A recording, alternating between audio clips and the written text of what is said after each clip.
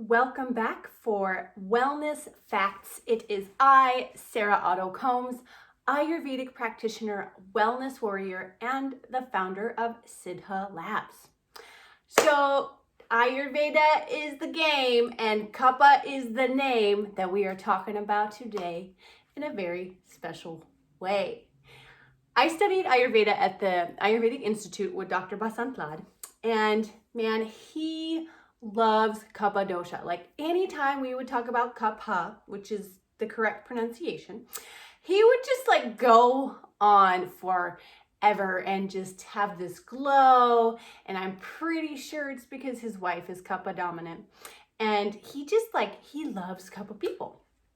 And that rubbed off on me, like really understanding that the nature of Kapha is love at its core.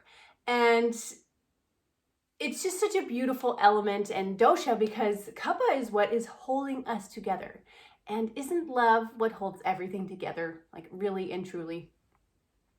So Kapha is made up of earth and water, and this is what comprises the bulk of your organism, right? We reviewed Vata and Pitta, Vata being responsible for the energy of movement within your organism, Pitta responsible for transformation and digestion, and Kapha is the mass, it's the house, it's the foundation of everything and the container in which these processes occur, right?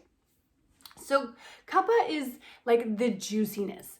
And in Ayurveda, we recognize that there are different phases of life ruled by each dosha, much in the way that the doshas rule the different seasons. Kapha rules the first part of your life. So from birth until about puberty, it's dominated by Kapha, right? You're at your juiciest. You come into this world drinking breast milk, which is number one, pure love, and also just like the most Kapha kind of food there is, which we will get to. And it's really like important to preserve it as we age. So it's ironic that so many diets in the past, especially in the West, have focused on like fat reduction. And it's true, you don't want to be overweight or obese, right? This isn't healthy. But like a good amount of fat keeps you juicy and like keeps your cheeks plump. It keeps everything like kind of looking better, in my opinion. You know, we're all different. We all have different preferences.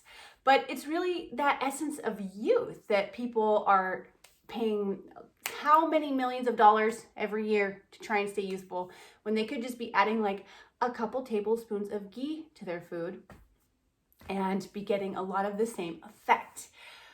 So what are some of the physical characteristics of a Kapha dosha dominant person? Kapha is really represented by this sturdy build. Like Kapha is solid. And now I go and train acro yoga and like capoeira at the beach every weekend. And there are these guys there that are the base, right? They hold people up for these various poses, and they are almost always Kapha people, right?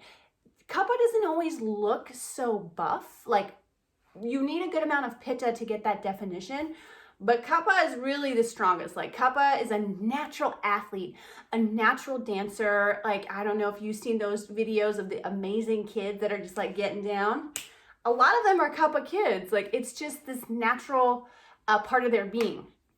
Now, sometimes Kapha needs a little bit more motivation than other doshas because it is earth and water. So there's like this steadiness, this stability that needs like a little push to get going.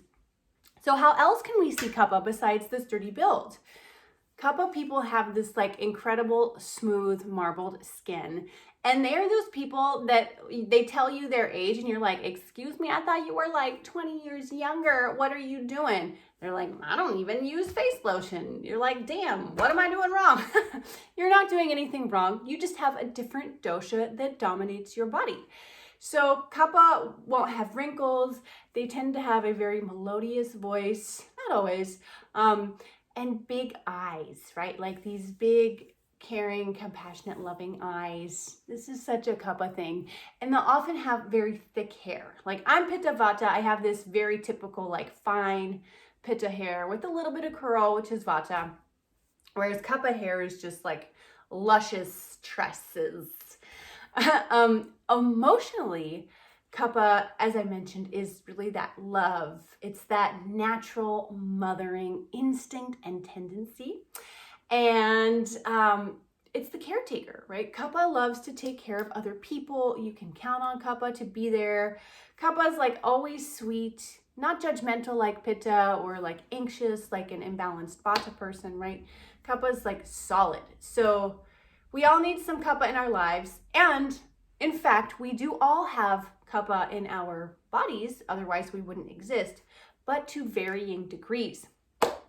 Now, what happens to Kapha dosha when it is imbalanced or out of balance, right? This is where we start to see those issues of like weight gain, of lethargy. Emotionally, Kapha can get like really attached to things. Like they will still have their third grade picture in like a frame somewhere at their house, right? Like this is a real Kapha characteristics. They don't like to throw anything out. Like when there is an imbalance, right? They just want to keep everything. And the same can go for like the food cupboard. Like a Kapha person probably has like, 6 foot deep cupboard that's stocked for days. So if you have an emergency, remember your Kapha friends because they're the ones that are going to have the good snacks. So what really causes a Kapha to become imbalanced, and how do we bring balance to Kapha dosha? So the primary things that bring Kapha out of balance are eating too much food, right? Like most of our problems come from our diets. It's really, really true. And the longer I practice, the more I work with, hundreds of people now, it's the same thing, right? What you're eating has such a tremendous role in your health and what you're digesting. So Kapha people have like a weaker digestion, right? Because cold is one of the qualities of Kapha, and they won't digest their food that well unless it's well spiced or they have healthy Pitta, right? And the reason that they tend to gain weight is because of this low fire. And I want you to imagine for a minute that you have a stove, right? Now, you have a wood burning stove, you're putting a log in, and what happens to that log when the fire is low? Well, the log doesn't burn all the way, and it leaves these like big chunks or like charred pieces in the stove, kind of clogging it. This is the same thing that happens to your body when you have a reduced digestive capacity, right? Remember, the word for digestive capacity in Sanskrit is actually Agni, which means fire. So you need a healthy fire to stay balanced. And when the fire is too low, you will just like pack on the pounds. Like if you're one of those people who is like, I can like just look at food and gain weight, this is classical Kapha dosha, and it is manageable, right? The other thing you're gonna have to do is exercise, right? Like Kapha really needs to move their body. And when they don't, again, this weight gain will happen because they are earth and water, and they will naturally hold that mass. So for Kapha, you are the people who have seriously like the most capacity to do hard work, and you're the least likely to do it because your tendency is to just like to be like the Buddha. But you need to, you're not the Buddha. I don't think most of you watching are probably not the Buddha. Maybe you are, and if you are, you need some motivation, right? You need a fire lit beneath you. You need someone that's standing behind you yelling, run, so that you'll actually get motivated and get on track. The other things are, of course, like the food component includes dairy, anything that's heavy, wheat, meat. All of these like heavier foods, oils are going to increase Kapha dosha. So sticking with a diet that is lighter and well cooked is really important. And in fact, Kapha can skip breakfast, especially if there's no hunger. So this like breakfast is the most important meal of the day thing is not true. You should eat according to your Agni, according to your digestive capacity. And some people, they don't have appetite in the morning because their fire is low. And so if they eat food when there's no appetite, it creates what we call ama, like these undigested toxins in the body.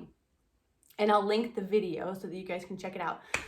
But it's really important to honor that, right? Like everyone has different needs. We are not all the same. So why are we trying to make ourselves live in a way that is the same? It's absurd, right? So listen to your body. This is key.